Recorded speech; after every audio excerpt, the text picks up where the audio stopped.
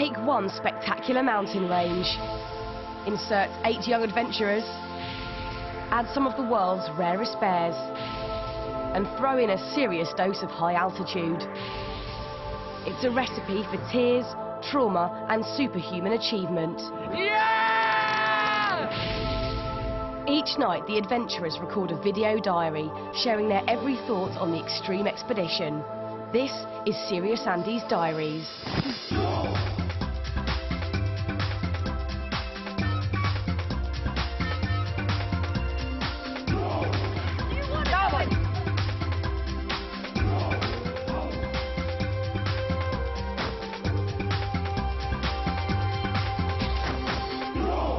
Coming up in today's Andy's Diaries, a magical moment as the bears go free. One of the most satisfying days of my life, and it will stay with me forever.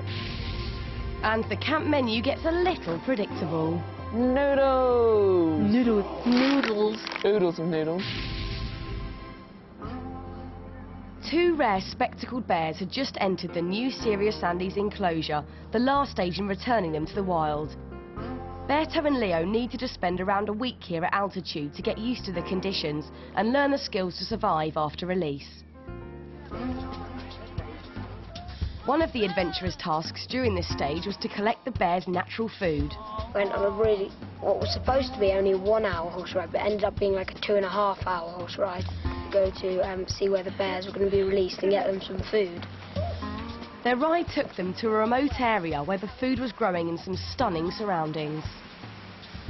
This is the most beautiful place I've ever seen in my life. It looked like something out of film. Really did. It was absolutely gorgeous. Big waterfall, and then it was lush green everywhere, and it was so nice.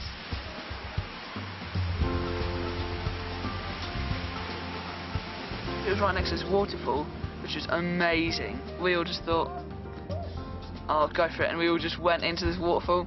And it's like me and Josh climbed behind this waterfall, and then everybody sort of like followed up. It was well cool. We all stood underneath the waterfall and behind it and was in it and stuff, but now I'm very cold. My underwear's wet. And we all dunked our faces in the water, and it was really cold, but it was really nice and refreshing. A soaking wet team then got on with the job in hand, gathering the spiny poya plants that the bears eat in the wild. Oh, the spikes are in my hands. The spikes are in my hands. The plants themselves are really spiky, and you hold them by the leaves, and the leaves have got spikes on them, they stick into your hands. Really sharp spikes are hard to carry. Makes you bleed a lot. I don't know how they eat it, but they do.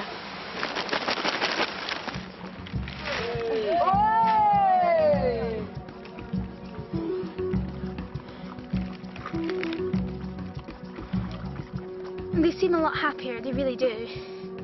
Before, they seem really distressed, like all the time, but now they seem okay. Whenever you came next to the cage, they would jump up and go and just to see them so happy and running around was amazing. Where did you get them? The team also had to encourage the bears to forage for themselves, so they planted poyas inside the enclosure.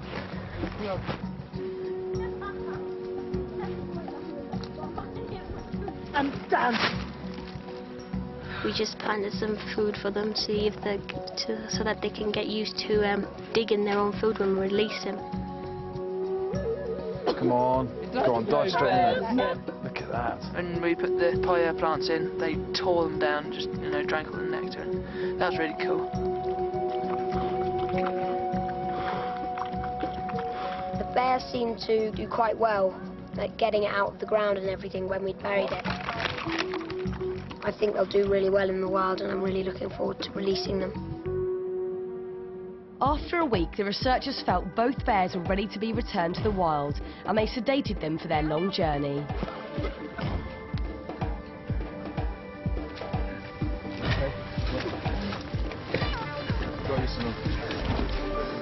We've been waiting and building up for this day, and it's finally come around.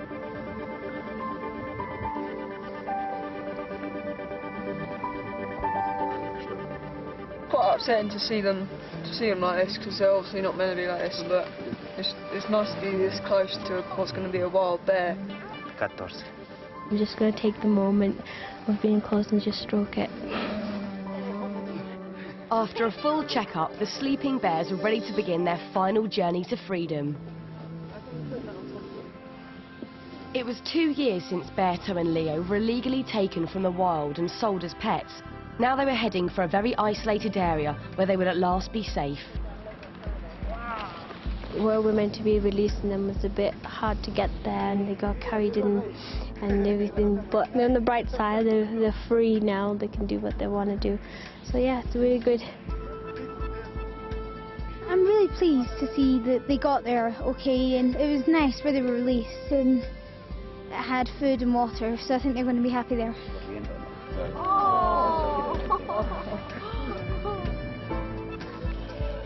Today was such an experience. When we released the bears, it really made you feel good because you knew that you'd done something really good for the country and for the wildlife as well. It's great to see them in the wild and then look at the extensive land they have to roam around in, and there's so many places that they can hide and sleep, and to see them really happy and like jumping around in the bushes together. It really warms your heart to think that, because you've seen them in like a really bad situation and then they've gone into like a really, really nice place. I think one of the most satisfying days of my life, to be honest, and it will stay with me forever, I think. With the bears successfully released, the team could begin a new stage in their expedition. Tomorrow we are going to disappear on horseback. Yeah! The journey's going to take about possibly 6 or 7 hours.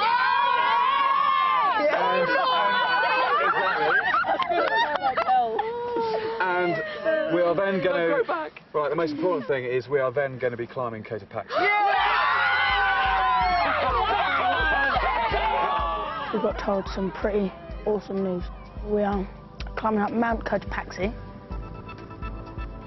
And when we found out that it was Cotopaxi that we were climbing, everybody was so pleased. I didn't expect that reaction. We were all shouting and everything.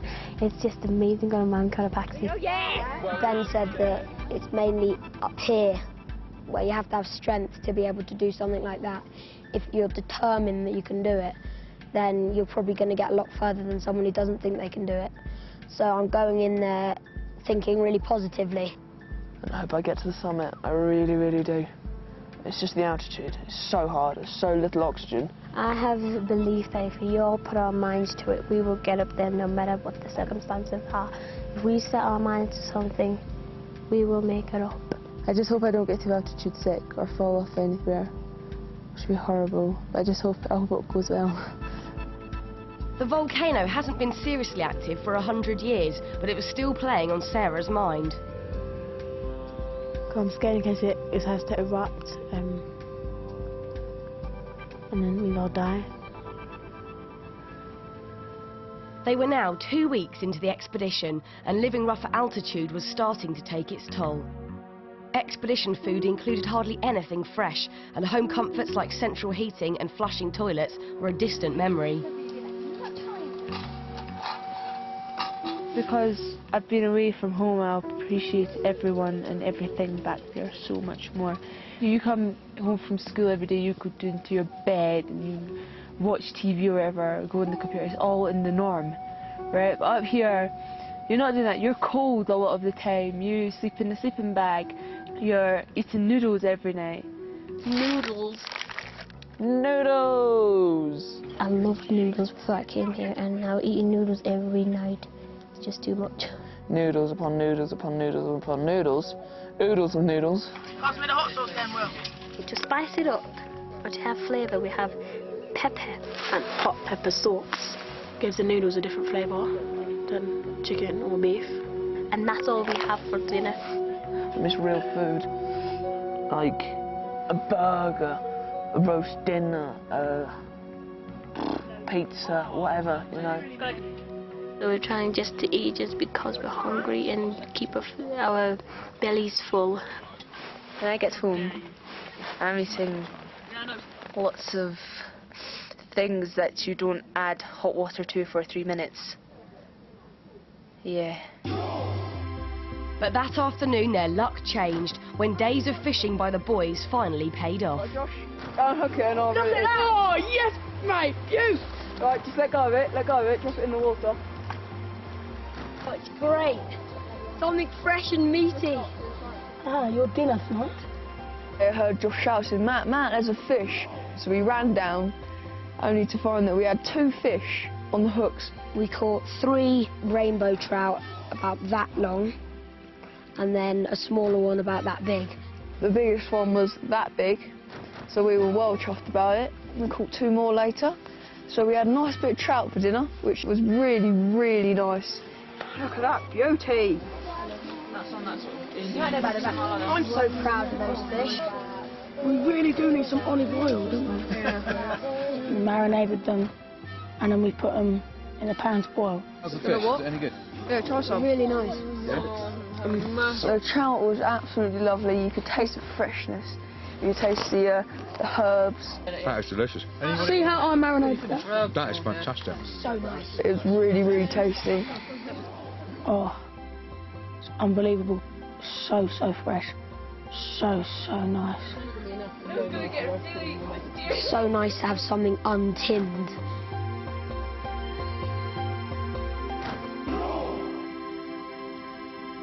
It's been a really nice day, but tomorrow we got a lot of work to do. The 6-hour horse ride, which actually I'm looking forward to. Tomorrow we're going on a 6-hour horse riding journey to the mountain, which is really going to hurt, to be honest. Early next morning, the team gathered their kit together and got ready for the epic ride to Cotopaxi. Oh, my goodness me! Are we good to go to Cotopaxi? See, Are we ready for the mountain phase? see. Excellent, well let's do it.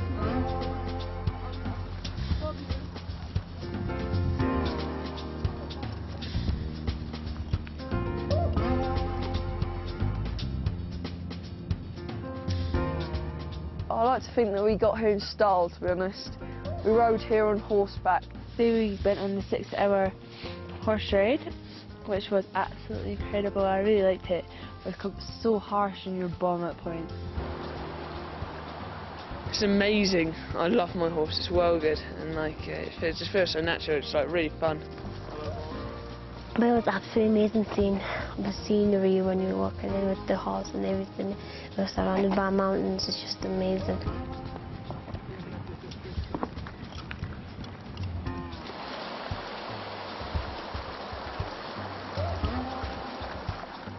Halfway through, we were on the horses and my bum and my inner thighs were killing me.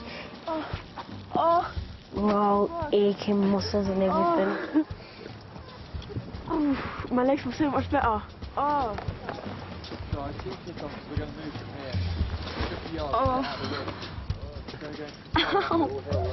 There's so much pain. You know, my thighs are dead still. My bum's dead. Oh, my legs are hurting. My bum's sore. My thigh's sore. Actually, my legs have got slightly numb. I'm getting pins and needles. I feel so relieved to close my legs. And my hips are all hurting. Oh, wait, my fat. Ooh, everything's just hurting. It was a little bit painful afterwards. And we all walked with our legs very wide apart, especially me, because I had a massive horse. But it was really, really good fun. Everybody enjoyed it, I think, and it was a really enjoyable ride. I think you can officially call me Clint. Cotopaxi Base Camp was at 15,000 feet, the highest altitude of the trip so far. We got to camp, sorted out our stuff, and then we were lucky enough to see Cotopaxi because the clouds cleared. And it was amazing because we looked up at where we were going and our first camp and everything. And Polly was showing us the route that we're going. It doesn't look like there's many flat places to camp though. You'll be surprised actually. From here it doesn't look like there is, but once you're up there, there's quite a few spots. Looks very, very high up. Even though Ben says it looks easy, it doesn't look easy to me, but... I never said easy, Matt. Just thinking about it now, it blows me away. The size of it and the sheer scale of it. This is a big mountain. Yeah. Yeah. And you've got to get your heads around the scale of things, all right, and how difficult it's going to be. Looks massive, right? Looks really massive. And then you look at a bit where you think, alright, that'd take me, fair enough, that'd take me 10, 15 minutes to climb up that bit. And then Ben goes, yeah, you know that bit where you thought it would take you 15 minutes? 1.5 hours. I was just like... It would take 3 days of hard climbing to reach the summit, nearly 4 miles high. I'm really looking forward to getting onto the mountain phase. I think everyone just wants to be at the top. Everyone wants to reach the top and say, I've actually climbed Cotopaxi. I'm really looking forward to it actually, but I can't deny I'm a bit nervous. I would like to make it to the summit. But if I don't, at least I can say I tried my best. The higher you go, the thinner the air and the colder it gets. Many mountaineers fall victim to either altitude sickness or frostbite. Can everyone see that? Yeah? All right. You can literally cover it up. Ben just showed us all these pictures of frostbite and stuff, and I am so paranoid.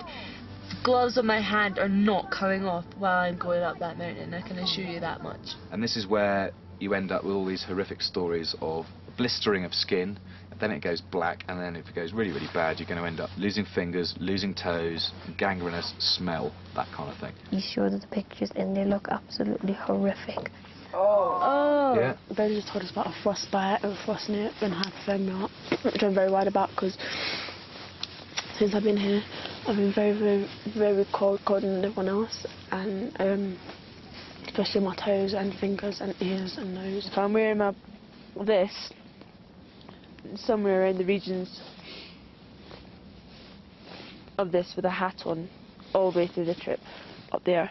I'm quite worried about getting frostbite on my feet because I feel like your hands, you can have a look every now and again to see if it's okay, but your toes are just a bit, you only really see them at night. It's only just really hit home how serious those things can be, because it can take off fingers and toes. After a wild and windy night at base camp, the team set off early to begin the first stage of their climb up Cotopaxi.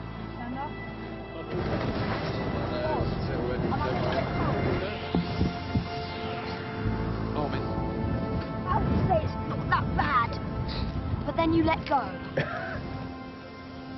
They were climbing to their advanced base camp at an altitude of 16,000 feet. Their route would take them via a climbing hut or refuge which lay at the top of a treacherous volcanic slope.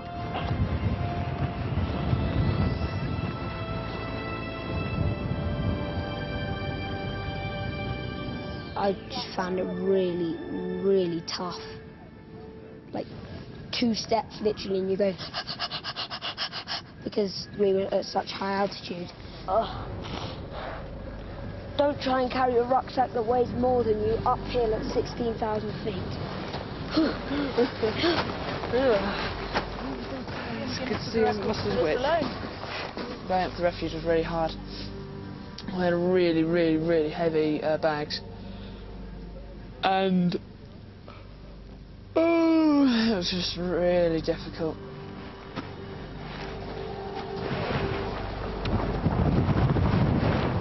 Our chests were tightening up.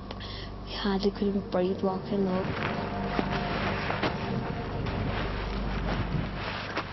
The soil was a nightmare trying to climb because it kept sliding. It was like dusty and gravel, so your foot just sunk in and slid down. So if you took 1 step forward, you'd only get half a step. Sometimes it was sweltering hot. Sometimes you were getting gravel blasted upon your face.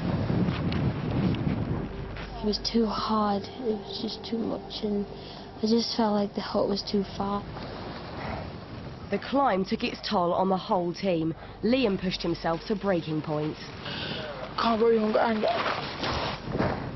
I had one of them breathing panic attacks. and that was really, really scary. You helium. It was hard to breathe, and just everything was squeezing in, and then I just don't know what happened after that. Sure. Bend over, just bend over.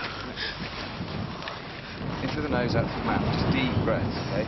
You're just having a bit of a panic attack, alright? Yeah, it was a pretty big shock. I didn't know what was going to happen. It's not a problem. Liam, it really isn't a problem. Okay? My chest really hurt, and Ben calmed me down. Okay, all it is you overstrain yourself, and then you're trying to get oxygen in, and you're panicking, yeah? Trying to get more and more oxygen in, and you can't get it.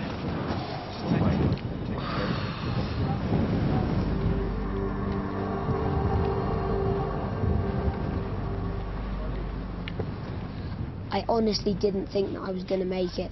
The bag weighed at least about half my weight, and it was really heavy. Sarah was seriously struggling with the lack of oxygen in the air. Swallow now? I can't, it hurts. My throat's gone all tight. I can't swallow if I know how to breathe. As I got further up, I started to feel really breathless. My throat tightened, couldn't swallow. I started to feel dizzy. I basically thought I was going to pass out. All right, just a couple of steps at a time. You don't need to go any faster than that. Kylie was another to suffer badly in the thin air. Big lungfuls, alright? I had a panic attack walking up that hill, and I couldn't breathe. I tried breathing properly, it didn't work. So I tried like in and out, and it just didn't seem to have worked, so I started panicking. Really slow, okay? Just concentrate on your breathing. Steady, steady, steady. Don't rush it, okay? The team were all determined to get to their next camp, but Sarah was starting to suffer AMS, acute mountain sickness. Her body was not coping with the oxygen starvation. Can you see all right? No, but it's like blurry. Is there a bit of blurring up in front of your eyes? Sarah, I'm going to take your rucksack. You're so close. Really close. So it'd be a shame to turn back now. Everything's blurry when I start. It's blurry and I feel dizzy. Right. I was really scared at the time. Then they tried to give me some tablet. I couldn't swallow. Give me sweet. I couldn't swallow nothing. As much saliva as you can, but go for it. Put the sweet in and go for it. I can't swallow. I think we need to take you down. And then Polly came and told me that basically if I couldn't swallow the tablet, I had to go down. I don't want to go down. You don't want to go down. If you can try and get this down your throat, it will help enormously. Small sip. Okay. Bite it, whatever. Head back. No, don't spit it out. Swallow it. Swallow it. Sarah, swallow it. Swallow it, swallow it. I can't swallow. Couldn't swallow the tablet, so I had to come down. So here I am, all lonely in here, and I wish I was up at the mountain with the rest of them. The other adventurers had pushed on, and after 2 of the toughest hours of their lives, they achieved their day's goal.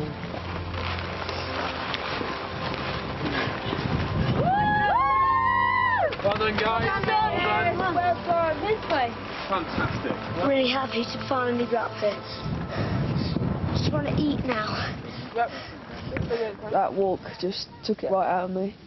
I mean, it was really enjoyable in the end, and it was a great sense of achievement, but I'm just really tired. Looking out the view was absolutely amazing. Look at that. What can you see? Oh, yes. Heaven. Today was a really tough day, but I'm so proud of the team. Really proud of the team. But losing one of their team members so early on in the climb was a real shock to everyone. Sarah went down with AMS, which was a real shame because I was kind of hoping that we'd all make it to the top. I knew it was unlikely, but I was really hoping that everyone would make it to the top. We were told that she's okay. She's just can't come up, and hopefully, maybe later on in the trip, she may be able to come up a bit higher, come up to where we are. I feel really disappointed that I had to come down. We're all so close to our next camp. I'm sure the team's disappointed in me as well, but there's not much I can do. She might be coming up tomorrow, which would be really great. I'd be really pleased to see her tomorrow because even though we've had our differences, she's still part of the team, and if everybody makes it up, I think it'd be really nice. The day's events were a stark reminder of how altitude sickness can hit anyone at any time. I think everybody in the camp's a bit worried about getting AMS, and quite honest, I didn't expect anything like that so soon. And I think it's just making everyone a bit more weary. What did worry me was that Ben said it's possible that tomorrow we could lose another 1 or 2 of us, which really scared me because I really don't want to have to go away from the group. I really don't want to. Whatever dramas lay ahead, a huge plus side of camping at 16,000 feet was the unbelievable views. And as the day drew to a close, they were lucky enough to be treated to a mind-blowing high-altitude sunset. What a view. Magnificent. When the sun was setting and we was above the clouds, and you see the sun setting above the clouds, it's awesome.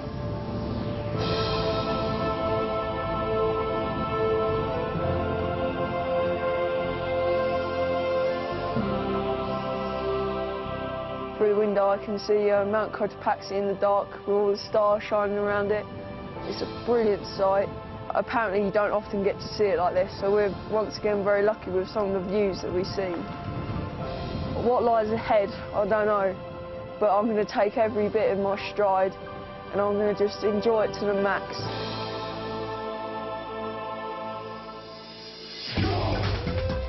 Turn the camera off now! Bye-bye! Finished! I'm finished.